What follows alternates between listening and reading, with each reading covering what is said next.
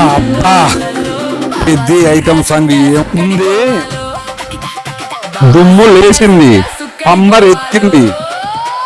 చిరంజీవి తనయుడు, కమలాసన కూతురు, శ్రీదేవి డాటరు చిరతపులుల్లా శివాలెత్తి డ్యాన్సులు వేస్తుంటే రెండు కళ్ళు సరిపోలేదబ్బా.